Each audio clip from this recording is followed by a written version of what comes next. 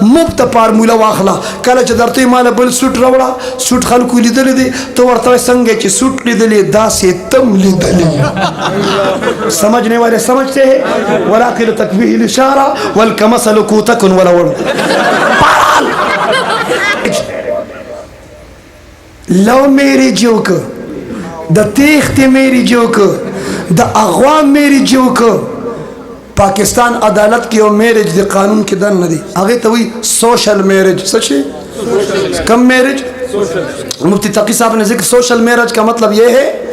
کہ الک او جنې دواړه به عدالت ته لاړ شي دوی به په عدالت کې دواړه ریټن تقریر بیان ورکی چې زموږ هیڅ مذهب سره تعلق نشته عقیدې سره تعلق نشته نه عیسایان یو نه یهودیان یو نه قادیانان یو نه روافض یو نه مسلمانان یو د عقیدې د مذهبونو پابند نه یو سیکولر یو څه یو ډېرو خلکو ویلي موږ پابند نه یو ویلي دي چا که نه دي ویلي پته نه چې چا ویلي څنګه ویلي ولې ویلي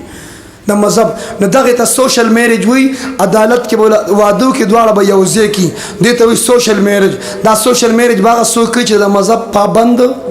چې مسلمان نه نو هغې دپاره به بیا ښځه خاوند یو ځای کوي څنګه هغې ته سوشل میریج اسلام ویل کېږي اسلامي میریج دا دی چې کله تعالی ستا زلمی شلوی شوي ګوره او خلک دعوت څه ته وایي پیټ او پلیټ ته څه ته وایي د تبلیغ مشر د مولانا سعد سے پیژنې ہندوستان والا مولانا سعد صاحب نے فرمایا وہی پتہ ہے لوگ دعوت کس سے کہتے ہیں انبیاء کی دعوت سمجھ میں نہیں آئے گی کھانا ہو رہا ہے تو دعوت ہو رہا ہے پیٹ اور پلیٹ ته خلک دعوت ہوئی اور قربانی سے ته وایي جانور ذبح ہو رہا ہے تو قربانی ہو رہی ہے الګ قربانی وکړي او جمعې خمره وستي دوی څاروي ذبح کو کني چې د مال د جان د اولاد قرباني د اسلام تاریخ ټول د قربانونو نه ډک دی زه مفتي عمر صاحب دواړه تشکیل کې سالن درون 13-14 کې نو ملتان کو کول هټ ته لاړو نالته یو زمیندار تعلیمي کشم کوو یو زمیندار کاکا دی غزمه کې په کورپی رمبي سره زمکه نرګوډي کوم ما مفتی صاحب ته دعوت ورته دا مفتی صاحب ته چچا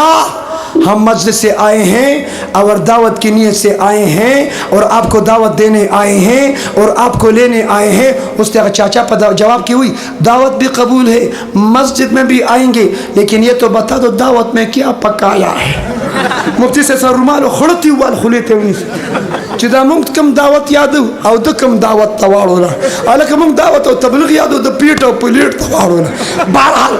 جمله معترضه